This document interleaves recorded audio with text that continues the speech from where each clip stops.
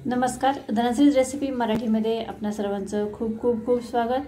आज आपण इथे मेथीचे पराठे बनवणार आहोत। खमंग खुसखुशीत असे मेथीचे पराठे। आणि हे पराठे बनवताना आपण असा एक पदार्थ त्यामध्ये घालणार आहोत, अशी एक वस्तू त्यामध्ये घालणार आहोत ज्यामुळे ज्यांना ॲसिडिटीचा त्रास होतो मेथी खाल्ल्यानंतर ते त्या ॲसिडिटी पासून त्यांना पूर्ण मुक्तता मिळेल। चला आता मग सुरुवात करूया। मेथीचे पराठे बनवण्यासाठी मी इथे एक मेथीची गड्डी निवडून घेतलेली आहे आणि ही जी मेथी बारीक निवडून ती चिरून घेतली आहे।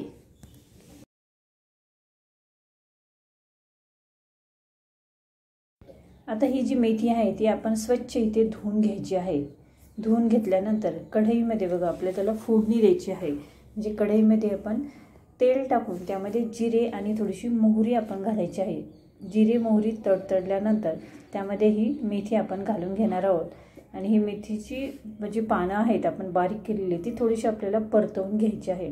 त्यामुळे मेथीचे पराठे खाताना आपल्या दाताखाली ते कचकच असं लागत नाही।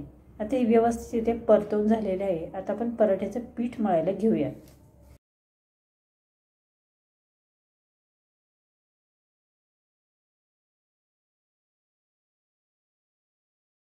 आता एका परातीमध्ये आपण ही जी मेथी परतवून घेतलेली होती ती आपण काढून घेणार आहोत आणि तिची थोडीशी वाफ जाऊन द्यायची आहे।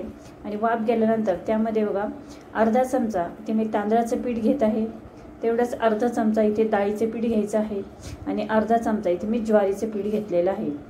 आणि त्यानंतर आपण त्यामध्ये गव्हाचं पीठ 2 चमचे इथे घालणार आहोत। तुम्ही जे काही प्रमाण घेणार आहात ते प्रमाण एका वाटीने देखील मोजून घेतलं तरीही चालेल। आता त्यामध्ये अद्रक लसूण आणि मिरचीची हिरवी मिरचीची जी पूड तयार केली होती ती मी इथे घेतलेली आहे। नंतर थोडीशी हळद, चवीनुसार मीठ, लाल तिखट त्यामध्ये घालायचं आहे। आता यामध्ये आपण कोणताही जिन्नस घालणार आहोत तर तो आहे ओव्याची पाने। मेथीच्या पराठ्यामध्ये ओव्याची पाने आपल्याला घालायची आहे। बारीक चिरून ती पाने त्यामध्ये घातली तर आपल्याला ॲसिडिटीचा त्रास अजिबात होत नाही।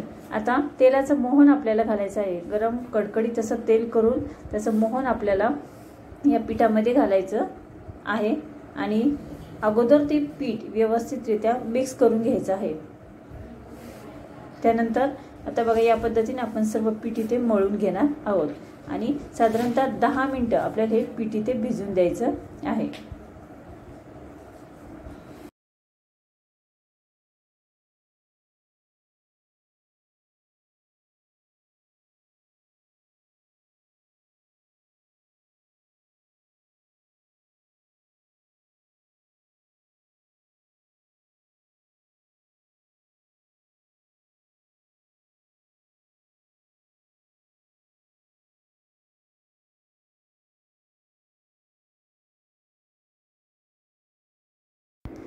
दहा मिनिटानंतर आपलं पीठ जे आहे ते व्यवस्थित भिजलेलं आहे।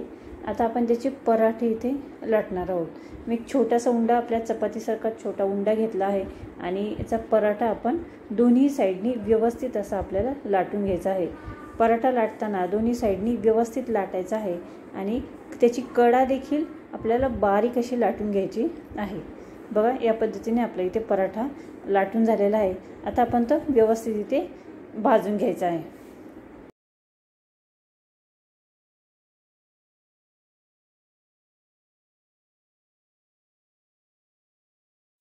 आपला तवा देखील इथे गरम झालेला आहे आणि पराठा आपण त्यावरती टाकून तव्यावरती टाकून दोन्ही साईडने पराठा आपल्याला व्यवस्थित इथे भाजून घ्यायचा आहे। साजूक तूप असेल तर साजूक तूप लावा किंवा तेल लावलं तरीही चालेल। बटर असेल तरी उत्तम। बटर लावून देखील आपण दोन्ही साईडने हा पराठा व्यवस्थितरित्या असा भाजून घ्यायचा आहे। पराठा हा अजिबात कोणत्याही साईडने कच्चा राहता कामा नये। अतिशय कुरकुरीत आणि खमंग असा आपला पराठा इथे तयार होतो। हा पराठा तुम्ही खोबऱ्याच्या चटणीबरोबर, सॉसबरोबर लहान मुलांना देखील खायला देऊ शकतात। ॲसिडिटीचा त्रास हा अजिबात होणार नाही। मेथीच्या भाजीमुळे ज्यांना ॲसिडिटीचा त्रास होतो असं म्हणतात तर त्यांना देखील हा पराठा अतिशय उत्तम आहे। नाश्त्यासाठी अतिशय उत्तम असा हा पदार्थ आहे।